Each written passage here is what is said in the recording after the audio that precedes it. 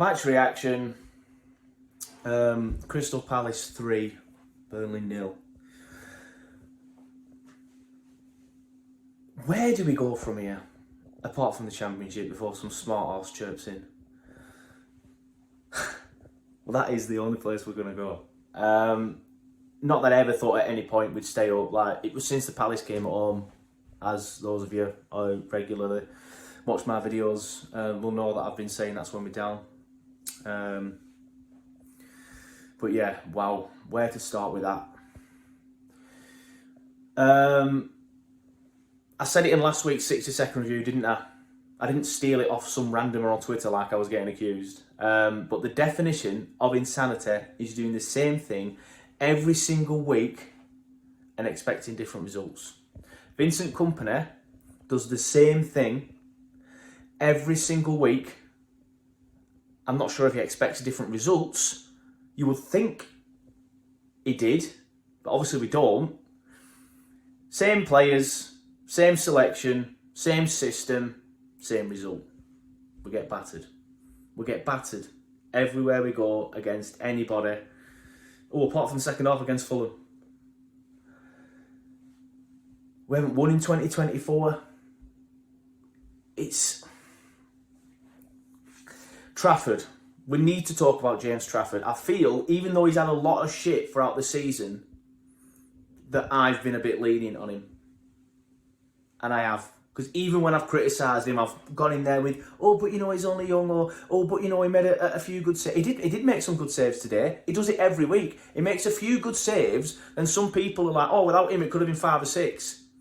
Without him today, we would have still had 11 men. What is he doing? I don't know what Kompany's saying to him in the dressing room. I don't know if Kompany's promoting these types of passes, because obviously we saw it with Muric last season as well. But there's been moments this season where Trafford has opted to go long now instead of doing that. So there must be a mix into it this week. He's picked the wrong pass. I think Charlie Taylor was more on than Brownhill.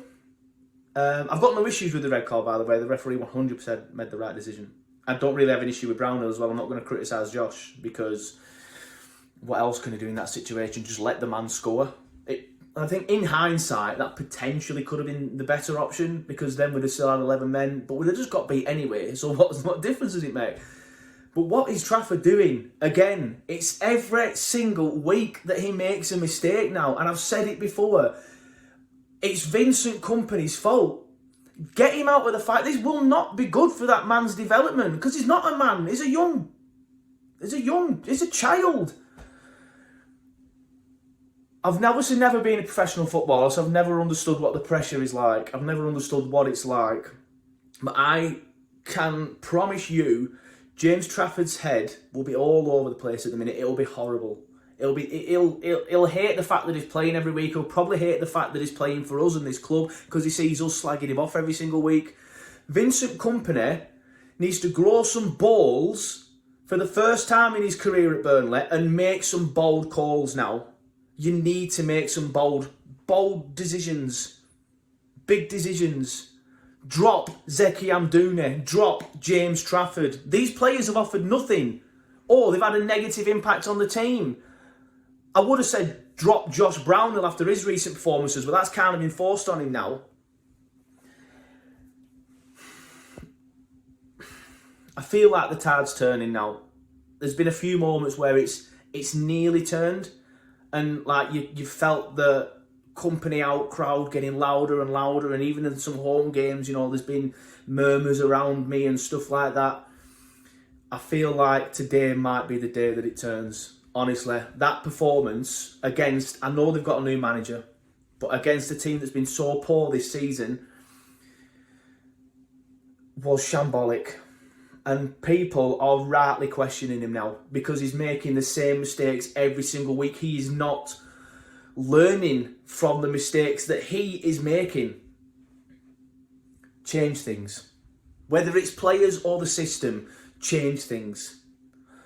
Show a bit of cojones. Do something.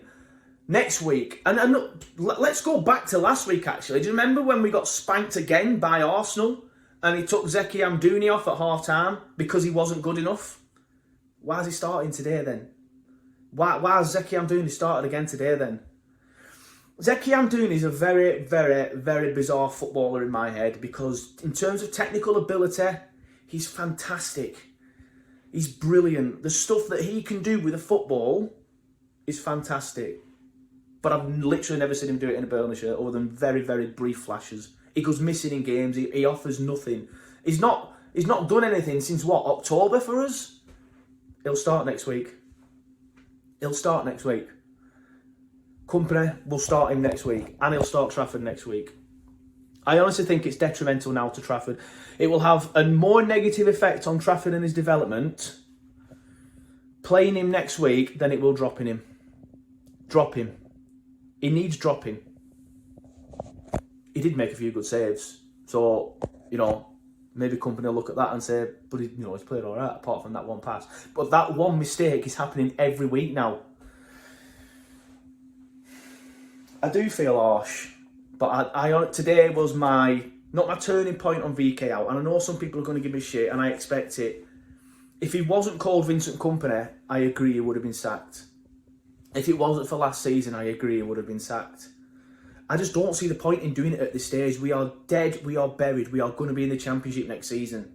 100%. There's no getting out of it. All right, you might see me tweet next week when it's 5-3 when we're playing Bournemouth. In fact, it's not even on Saturday, is it? It's a different time. I can't remember when it is. But when we're playing Bournemouth, I might be like, oh, I'm excited if we win today. Because that's what being a football fan's all about. If you didn't get these moments of delusion and these moments of hope, then there'd be no point in doing it. Because we know we're going to get beat. If I don't go on an away game like today, I turn the telly on knowing we're going to get beat at this stage. If I go to an away game, I'm driving down thinking, why am I doing this? I know we're going to get beat. But then that hope keeps you going. Right now, I don't have any hope for this season. We are dead and buried. Big questions need to be asked about the manager.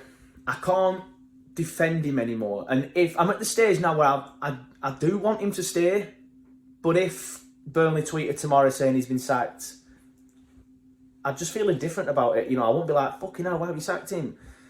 I'm just feeling different about it, and that's where I'm at now because of how bad we've been for so long. And why is he bringing Benson on and Cork and all these other subs? I can't remember where else it was, on the 93rd minute when you're 3-0 down. And then he'll turn around and say, oh, these players have been given enough opportunity to show themselves at this level. No, they haven't. Try something different. Whether it's the personnel or the system, try something different, because that was another shit show.